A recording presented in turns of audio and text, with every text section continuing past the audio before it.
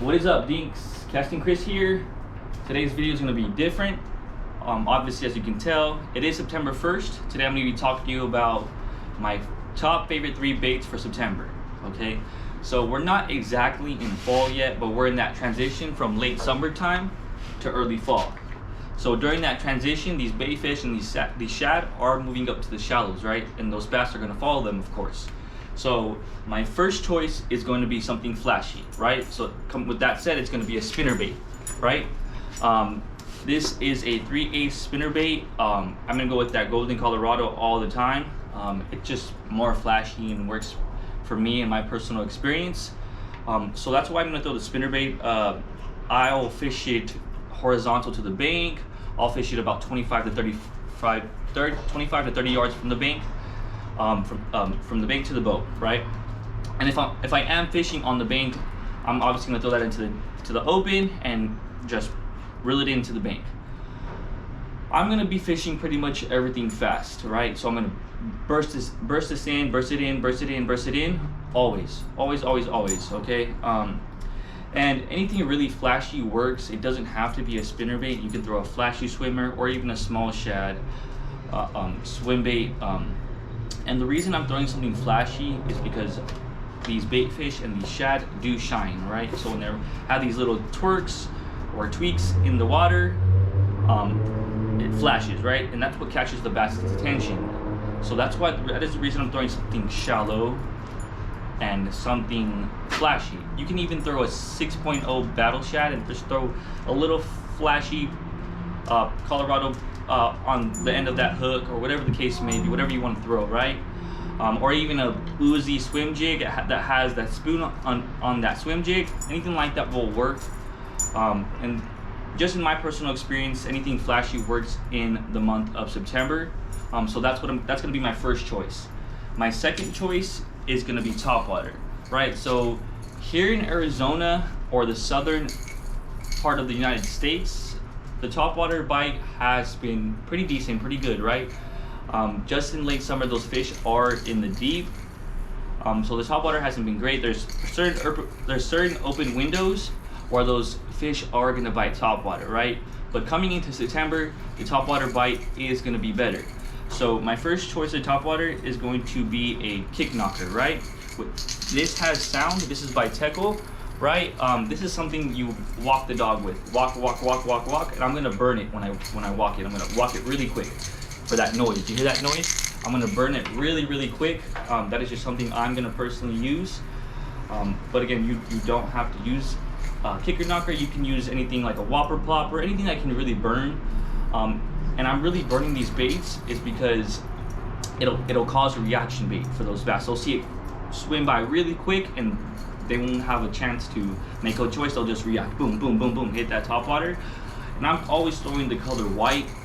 Again, those shad or white, silver, golden. And so I'm throwing anything white for topwater, really. That's just my personal choice and what I have luck with, right?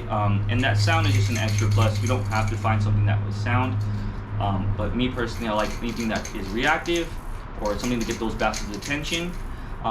And another, along with my second choice, is going to be something I can burn for topwater as well. This is a chop kicker by Teckle as well. This is a little prop bait. I'm also going to be burning this as well, burning it really fast. If you want to take a look at it, that's the chop kicker. I'm burning that really fast from the bank to the boat, right? You can even throw this into the open, depending where the bass are at during the day, if they go deeper throughout that day. But in the morning, they should be shallow chasing those shad. And when you see them following up on those shad, they are bursting on shad on that top water, the top of those waters, right? So I'm gonna be burning this really fast. Even like I said, a river to sea, whopper plopper, anything that can really burn on top water. That's gonna be my top water choice and my second choice. And my third choice is going to be a crankbait. This is a Megabass S 1.5 crankbait. I'm gonna throw for my crankbait. I'm looking to throw anything from 5 feet to 15 feet, right? Again, these bass are transitioning to the shallow. So I'm gonna throw a crankbait, right? And the reason I'm throwing a crankbait is because it does hit the bottom, and it does make that noise when it hits the bottom. This doesn't have sound, but in certain crankbaits do, and you can use crankbaits that do have sound for those that don't hit the bottom. But I'm gonna throw a crankbait. It just gives off that action, that quick action, and when we burn this as well.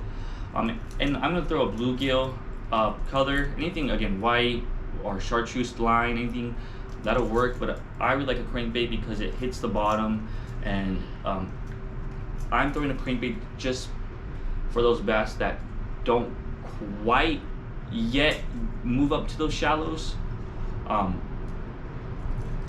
And that is the reason I'm throwing a crankbait.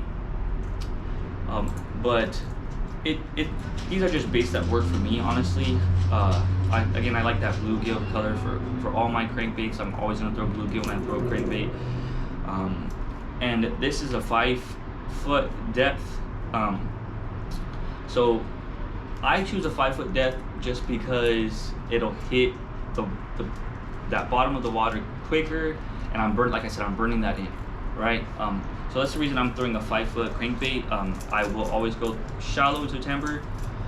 So those are my top 3 baits for September, but I'm gonna throw a bait in there that I throw all year around, okay? All year around, that just works for me great. It's gonna be a jig with a soft plastic craw, okay? It's always gonna be a jig with a soft plastic craw. This is a dirty jig, 3/8 ounce. I'm always using a 3/8 ounce unless I do have to go a little bit deeper. I will switch to a 1/2 ounce. For example, if I need to go over 10 feet, I'm gonna throw 1/2 ounce. But I'm throwing a jig all around. It just works for me. I'm always gonna throw that craw bait. This is a Chigger craw, 4-inch. I'm always gonna throw 4-inch. I just like the bigger size just because it does catch bigger fish along with the jig. A jig always will catch you quality size fish, anywhere from 2-pounders and up. This is a dirty jig, tour pitching jig. That is just my favorite jig. Any jig will work. Berkley 01 jig from Debs. Anything will really work. I just love the action that jigs have, and you can work them slow and you can work them fast if you want. But the way I'm working jigs is gonna be slow, right? I'm gonna pop it up so it has that kick action, that little kick action like that, and I'm gonna wait about 3 to 5 seconds, and I'm gonna pop it again, or sometimes I'll even get it 2 pops, 1, 2. But I always work a jig slow. That just works for me all year round. These bass are always eating craws, always eating craws, and if you do catch them, sometimes they'll even spit up those craws, those claws from the craws. And I'm always gonna go with red or black. Red or black just work for me.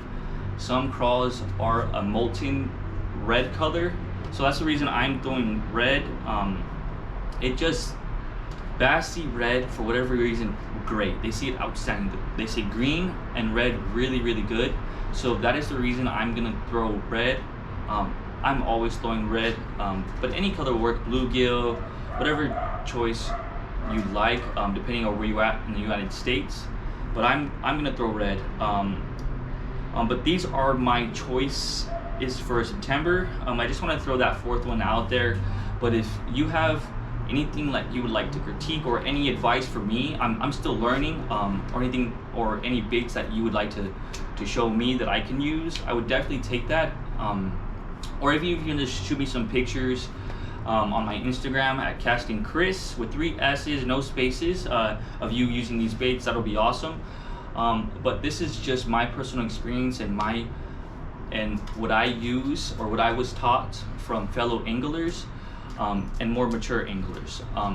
But that is today's video. Thank you for watching. Don't forget to like and subscribe, and I'll catch you guys later.